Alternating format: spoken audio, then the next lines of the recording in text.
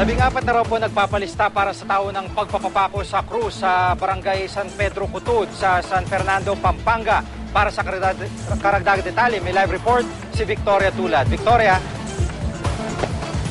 Jiggy, noong Desyembre pa lang daw ay abala na ang mga opisyal dito sa lokal na pamahalaan ng San Fernando sa Pampanga patungkol sa kanilang paghahanda sa paggunita sa Holy Week na mas kilala dito sa tawag na Maleldo.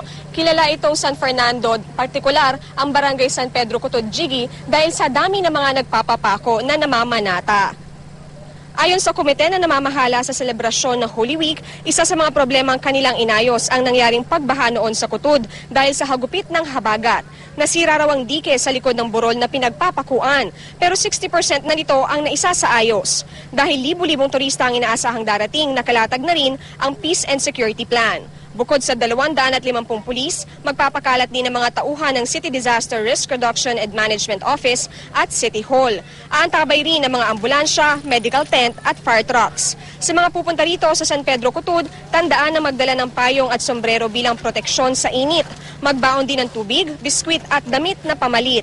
Iwasan na rin ang pagdadala ng alahas o malaking halaga ng pera dahil ilang kaso rin ng pagnanakaw ang nangyari noong nakaraang taon. Sa ngayon, 14 na lalaki na ang nagpalista para magpapako. Paalala ng otoridad, hindi lahat ng nais magpapako ay papayagan. Kailangan sinsero ang iyong layunin. Mahalaga ring mabuti ang iyong kalusugan at hanggat maaari ay nasa edad 55 pababa. At yan muna ang latest mula rito sa Cutud. Balik sa iyo, Jiki. Maraming salamat, Victoria Tulad.